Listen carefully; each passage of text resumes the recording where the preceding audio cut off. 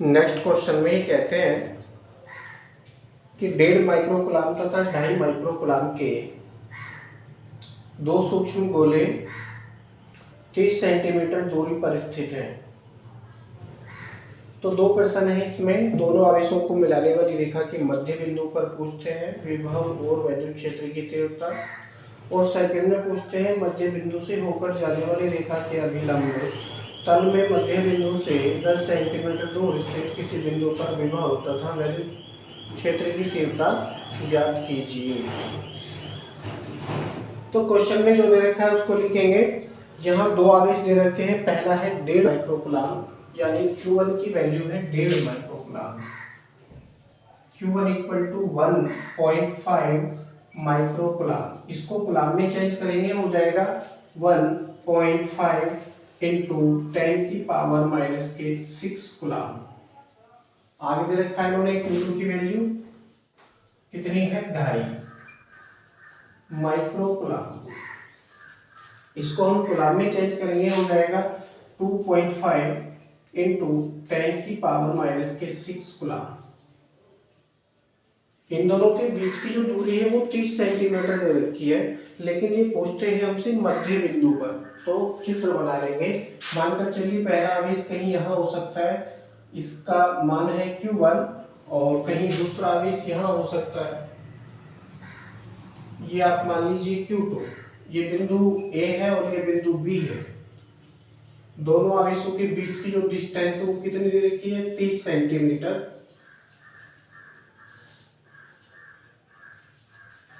30 centimetre दोनों आवेशों के बीच की दूरी है। अब इनका मध्य बिंदु हम ज्ञात करेंगे, तो मध्य बिंदु कहाँ होगा, इन दोनों के बीच में होगा। मानकर चलिए इन दोनों का जो मध्य बिंदु है वो कहीं यहाँ निकल के आता है, इसको नाम दे देंगे हम बिंदु O। अब बिंदु A से बिंदु O तक की जो डिस्टेंस है वो आगे हो जाएगी। 30 का आधा करेंगे तो 15 सेंटीमीटर दूरी इस तरफ बनेगी, 15 सेंटीमीटर दूरी इस तरफ बनेगी, तो 15 सेंटीमीटर। आगे वाली डिस्टेंस भी कितनी हो जाएगी, 15 सेंटीमीटर। तो इसी को ही हम मानेंगे R1 equal to R2 equal to R equal to 15 centimetre. इसको मीटर में बना लेंगे, हो जाएगा 15 इंटू 10 की पावर माइनस के 2 मीटर। सबसे पहले हम ज्ञात करेंगे दोनों आवेशों के कारण मध्य बिंदु पर विभव। तो लिखेंगे पहला खंड, दोनों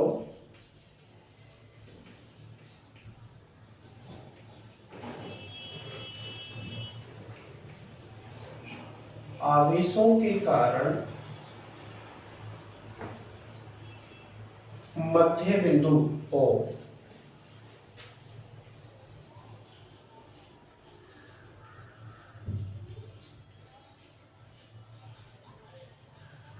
पर विभव।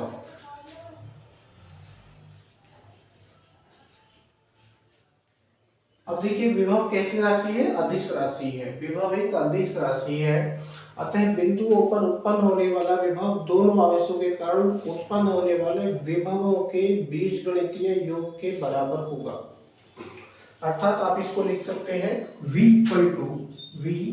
Equal to V1 plus V2, V equal to V1 plus V2। और ये कौन सा योग है, बीजगणितीय योग है।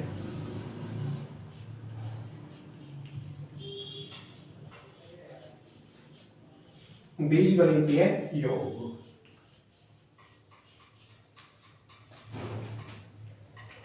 अब आपके पास में V1 की वैल्यू भी नहीं है और V2 की वैल्यू भी नहीं है, इनके फॉर्मूले आप रख लेंगे, हो जाएगा V1 equal to 1/4 pi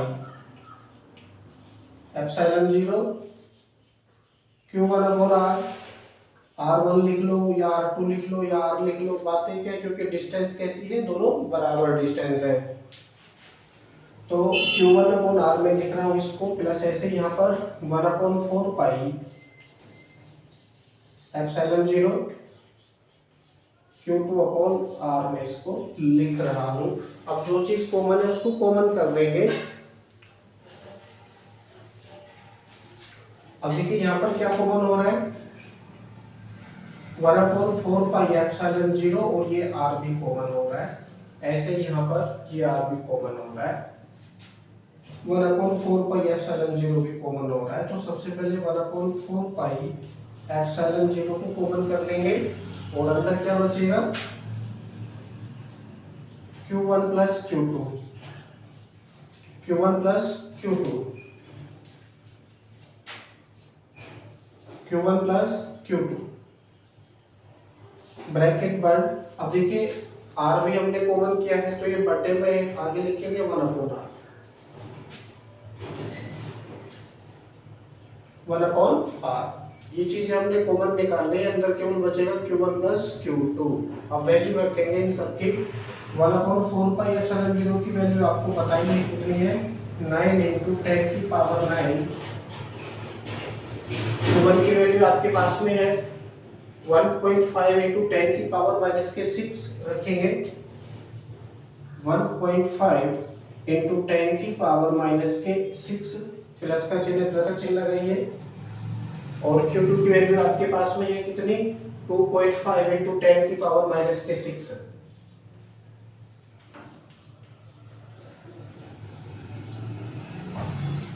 one upon R, यानी R की वैल्यू है 15 × 10 की पावर -2, तो हो जाएगा 1/15 × 10 की पावर -2। अब माइनस का 2 है, इसको ऊपर लेके जाएंगे तो कितना हो जाएगा, प्लस का हो जाएगा।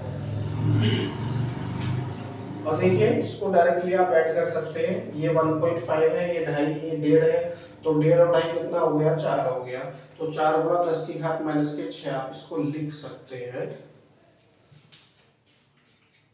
यानी ये हो जाएगा 9 × 10 की पावर 9 इंटू 1.5 और 2.5 कितना हो गया, 4 हो गया। 4 × 10 की घात -6 गुणा, अब देखिए 10 की पावर -2 नीचे है, ऊपर जाएगा प्लस की हो जाएगा, 10 की पावर का मतलब है 10 9 100, तो 100 बटे कितना हो जाएगा, ये 15 हो जाएगा, 100 बटे 15। अब इसको हम काट सकते हैं, 5 से काटेंगे, 5 या 15, इसको काटेंगे 20 बार कटेगा, 20 पंजे 100 होते हैं। अब इस 3 से क्या करेंगे, आप इस 3 से इस 9 को काट सकते हैं, 3 बार कटेगा। अब नीचे का तो पूरा खत्म हो गया, ऊपर यहाँ 3 बच रहा है, यहाँ 4 बच रहा है और यहाँ 20 बच रहा है, तो मल्टीप्लाई करेंगे 3 का 4 से, 3 चौक 12 है, और 12 का मल्टीप्लाई करेंगे 20 से तो 240 हो जाएगा, 12 दूनी 24, यानी 240 हो जाएगा। v = 240 गुणा, मल्टीप्लाई तो सबकी हो गई है।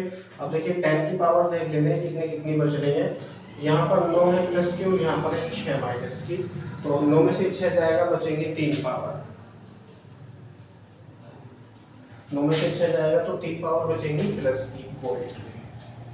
आप चाहे तो इसको यहीं पे छोड़ सकते हैं, या करके एक और लाइन आप लिख सकते हैं, v = हो जाएगा 2.4 इंटू, अब देखिए पावर कितनी होंगी, 2 बढ़ जाएंगी, पावर 2 बढ़ जाएंगी, यानी 2.4 इंटू 10 की पावर 5 वोल्ट ये हो जाएगा।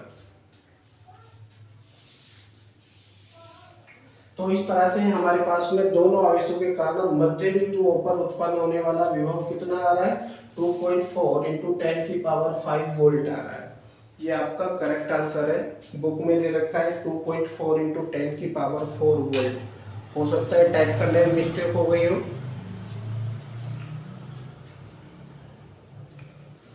अब विभव तो हमने ज्ञात कर लिया, विभव ज्ञात करने के बाद में हम ज्ञात करेंगे वैद्युत क्षेत्र की तीव्रता। आई होप आपको समझ में आया होगा।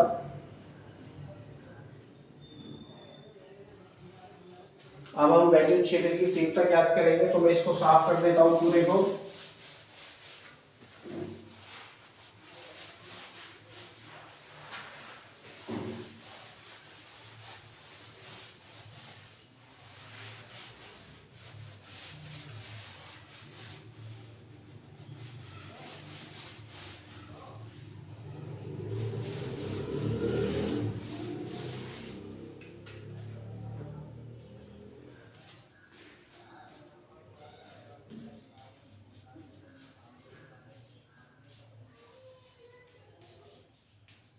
वैद्युत क्षेत्र डैश लगा दीजिए, इतना ही हो गया। अब देखिए वैद्युत क्षेत्र की गणना हम करेंगे। अब दो आवेश है हमारे पास में, ये भी आवेश कैसा है, धनात्मक है, क्योंकि कोई भी चिन्ह नहीं दे रखा है इन्होंने, तो ये भी धनात्मक है और ये भी धनात्मक है, ये भी पॉजिटिव है, ये भी पॉजिटिव है, तो दोनों ही आवेश धन है, दोनों ही धन आवेश है। दोनों ही धन आवेशों के कारण उत्पन्न होने वाली वैद्युत क्षेत्र की तीव्रता की जो दिशाएं हैं वो अपोजिट होंगे एक दूसरे से। यानी बिंदु आवेश ए है, बिंदु आवेश ए, उसके कारण बिंदु ओ पर उत्पन्न होने वाली वैद्युत क्षेत्र की तीव्रता की दिशा बिंदु बी की तरफ होगी। यानी आप इसको ई बी करके लिख सकते हैं या ई ए करके लिख सकते हैं। वैद्युत क्षेत्र की तीव्रता बिंदु आवेश ए के कारण बिंदु बी की तरफ होगी। ठीक इसी प्रकार से Q2 जो है वो भी धनावेश है, इसके कारण उत्पन्न होने वाली वैद्युत क्षेत्र की तीव्रता मान लीजिए EB है, तो EB की दिशा इसके अपोजिट होगी, यानी EB जो होगा वो इस तरह से होगा।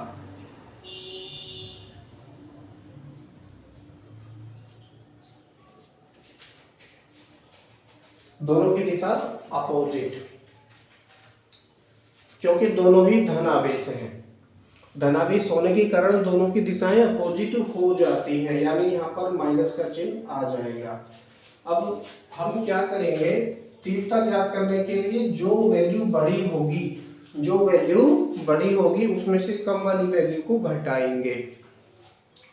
अब यहाँ देखिए आवेश Q1 की जो वैल्यू है वो 1.5 गुणा 10 की घात माइनस के 6 है। मध्य बिंदु तो अभी सेम है, डिस्टेंस परिवर्तन नहीं हुआ, तो जो डिस्टेंस है अपोन में r, उसकी वैल्यू तो अभी बिल्कुल सेम ही है, 15 सेंटीमीटर ये 15 सेंटीमीटर वो हो जाएगी, लेकिन इनके आवेश अलग अलग है।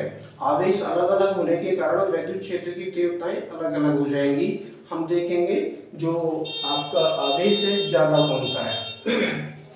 तो Q2 की वैल्यू यहाँ पर 2.5 गुणा 10 की घात माइनस के 6 प्राप्त हो रही है, और Q1 की वैल्यू यहाँ पर 1.5 गुणा 10 की घात माइनस के 6 प्राप्त हो रही है। वैद्युत क्षेत्र की तीव्रता ज्ञात करने का जो फॉर्मूला है वो क्या होता है, E proportional Q upon R square.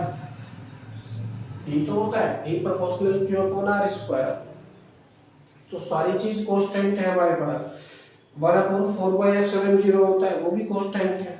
R यहाँ पर अब भी कांस्टेंट है, क्योंकि जो दूरियां हैं परिवर्तन नहीं हुई है, डिस्टेंस अब भी 15 सेंटीमीटर ही है, परंतु आवेश अलग अलग है। आवेश अलग होने के कारण वैद्युत क्षेत्र की तीव्रताएं अलग अलग हो जाएंगी, ध्यान रखेंगे। तो जो Q की वैल्यू है वो 2.5 है, तो यहाँ पर अगर हम 2.5 रखेंगे, अपोन में R स्क्वायर है, यानी 15 गुणा 10 की घात माइनस 2 का स्क्वायर करेंगे, तो यही वैल्यू हमको ज्यादा प्राप्त होगी, यही वैल्यू हमको ज्यादा प्राप्त होगी। तो जो हमारा Q2 है उसके कारण उत्पन्न होने वाली वैद्युत क्षेत्र की तीव्रता ज्यादा होगी, अर्थात हम क्या करेंगे, EB माइनस EA कर लेंगे, EB माइनस EA कर लेंगे। क्यों कर लेंगे, क्योंकि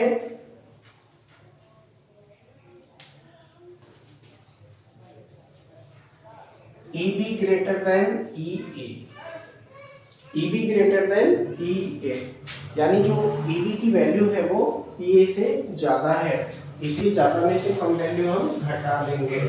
क्यों घटा लेंगे, क्योंकि वो आवेश ज्यादा है, दूसरा वाला जो आवेश है Q2 उसकी वैल्यू ज्यादा है, जिसके कारण वैद्युत क्षेत्र की तीव्रताएं ज्यादा हो जाती हैं।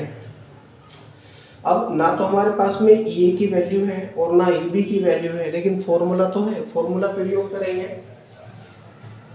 यहाँ फॉर्मूला हो जाएगा 1/4 पाई एप्सिलॉन 0 और Q2 upon R square, Q2 upon R square, क्योंकि EB का मतलब क्या है, Q2 के कारण उत्पन्न होने वाली वैद्युत क्षेत्र की तीव्रता है, तो Q2 upon R square. R1 R2 भी रख सकते हो इनके स्थान पर, नो प्रॉब्लम, मैंने R रखा है क्योंकि ये सब बराबर है। और कितनी दूरी है, 15 सेंटीमीटर दूरी है, माइनस का चिन्ह, माइनस का चिन्ह लगाएंगे, और यहाँ पर भी क्या हो जाएगा 1/4 pi epsilon 0 Q1 upon R square हो जाएगा सेम। अब जो चीज कॉमन है कॉमन कर लेंगे, कॉमन क्या आ रहा है 1/4 पाई एप्सिलॉन 0, यहाँ पर कॉमन आ रहा है इस साइड से, और जो अपॉन का आर है उसको हम बाद में कॉमन करेंगे ब्रैकेट के बाहर, और अंदर यहाँ बचेगा कितना, Q2 माइनस Q1, और यहाँ रहेगा 1/r²। कुछ इस तरह से ये वैल्यू हो जाएगी भाई। यहाँ से Q2 माइनस Q1 जो है वो अंदर रहेगा ब्रैकेट के, r² अपॉन में है तो 1 में r² लिखा है मैंने। अब यहाँ पर हम वैल्यू रखेंगे, हो जाएगा 9 इंटू 10 की पावर 9। Q2 की वैल्यू कितनी है आपके पास, 2.5, गुणा 10 की घात माइनस 6, माइनस का चिन्ह लगाइए, उसकी वैल्यू कितनी, 1.5, Q1 की वैल्यू 1.5, गुणा 10 की घात माइनस के 6 पूरे के बटे ब्रैकेट बंद। अब देखिए क्या है, 1/r² है तो 1/r की वैल्यू कितनी है, 15, गुणा 10 की घात माइनस के 2 और इस पूरे का होल स्क्वायर है। तो इस तरह से ये वैल्यू हम लिख देंगे। अब यहाँ पर माइनस के 6 पावर है, यहाँ पर माइनस के 6 पावर है, क्या करेंगे, डायरेक्टली आप घटा सकते हैं। 9 में से 1.5 जाएगा, कितना बचेगा जी, 1 बचेगा, यानी ये वैल्यू कितनी हो जाएगी, इक्वल टू हो जाएगा 9 इंटू 10 की पावर 9 गुणा 1 इंटू 10 की पावर माइनस के 6 बचेगा ब्रैकेट के अंदर, अपॉन में है 15 गुणा 10 की घात माइनस के 2, इसका स्क्वायर खोलेंगे तो 15 का 15 से गुणा करेंगे, कितना हो जाएगा, 225 हो जाएगा, कितना, 225 गुणा, अब 10 की पावर माइनस के 2 का स्क्वायर खोलेंगे, 10 की पावर माइनस के 4 हो जाएगा, 2 दूनी 4 होते हैं, घातों की घातों से क्या होती है, गुणा होती है। अब माइनस की 4 पावर है, इसको ऊपर ले जाओ तो किसकी हो जाएंगी, ये प्लस की हो जाएंगी।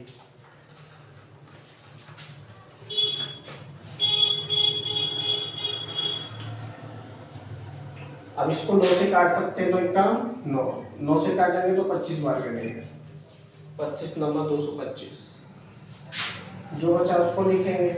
ऊपर क्या बच रहा है, 10 की पावर 9 है, 10 की पावर 6 है, तो 10 की पावर कितना बचेगा, 3 बचेगा केवल ऊपर, 10 की पावर 3 इंटू, अब देखिए 10 की पावर 4 है, माइनस का ऊपर जाएगा तो प्लस का हो जाएगा, तो इसको ऊपर ले जाइए, 10 की पावर 4 हो जाएगा ये, अपॉन में नीचे क्या बच रहा है, 25 बच रहा है, 25 बच रहा है। तो आप इसको क्या करके लिख सकते हैं, ये जो है आपका 10 की पावर 3, अगर मैं इसको 100 इंटू 10 लिखूं तो कैसा रहेगा, क्योंकि नीचे 25 है, ये भी हमको खत्म करना है। मैं इसको इस तरह से लिख रहा हूं, 100 इंटू, अब देखिए 10 की पावर 3 बचा था ना, ये 10 की पावर 3, तो एक 10 बचा हमारे पास में, ये 4 पावर ऊपर जाएंगी तो प्लस की हो जाएंगी, और एक पहले से है तो 10 की पावर 5 हो जाएंगी, 10 की पावर 5 ये हो जाएंगी कुछ इस तरह से। 25 से सीधा सीधा डिवाइड कर दीजिए, 25 चौके 16, 4 बार कटेगा, और कितनी वैल्यू हो रही है, 4 गुणा 10 की घात 5 हो रही है, मात्रक है न्यूटन प्रति कूलम।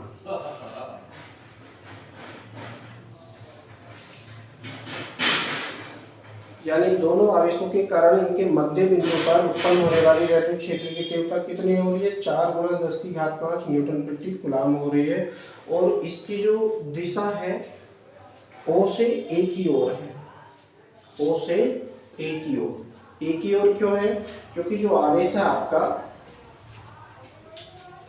Q2 उसकी वैल्यू ज्यादा है, दिशा क्या होगी, B से A की ओर,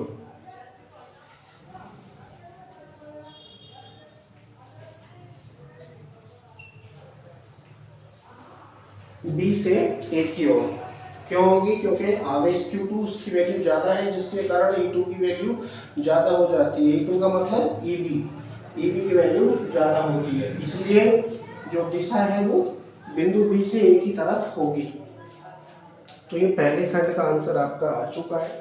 इसका जो नेक्स्ट खंड है वो नेक्स्ट वीडियो में करेंगे, यहीं से आगे। Thank you.